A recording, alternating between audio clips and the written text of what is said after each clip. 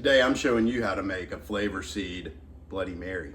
Hey, so we've got some tomato juice here. You can also use a tomato sauce as well if you're in a pinch.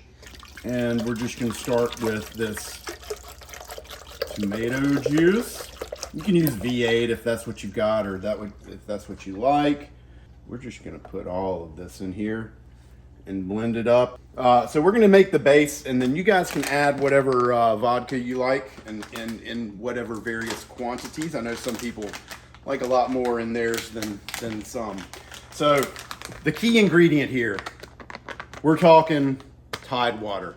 This is our seafood seasoning. It's got a lot of celery in it, so it's just gonna balance this this tomato juice out. Or, you know, like I said, if you've got tomato sauce, you can use tomato sauce. It's just gonna be a little more, and we're gonna go pretty heavy here. We're gonna do 4 tablespoons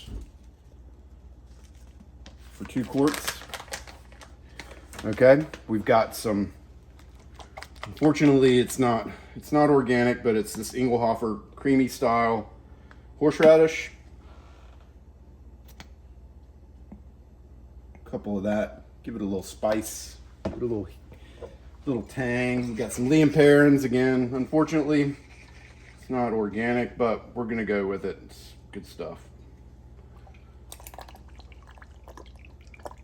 Pretty generous on that. All right, and now another secret ingredient, Texas Pete, North Carolina hot sauce. Shout out to them. Hopefully they'll get some organic stuff here pretty soon. We'll make it a little spicy. All right, we're just gonna blend that up. We're gonna make it super easy.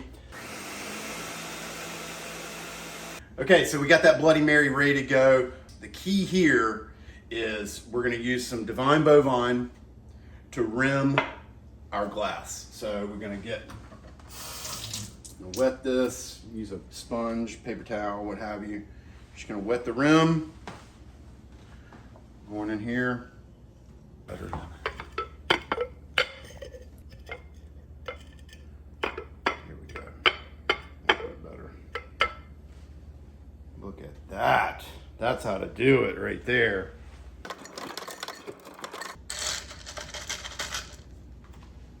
All right, this is where I would put my vodka in. We're not making vodka drinks today. We're just getting some tomato juice.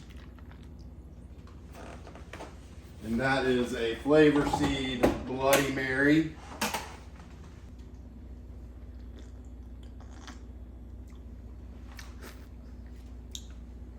I never said it wasn't messy, but that is fantastic.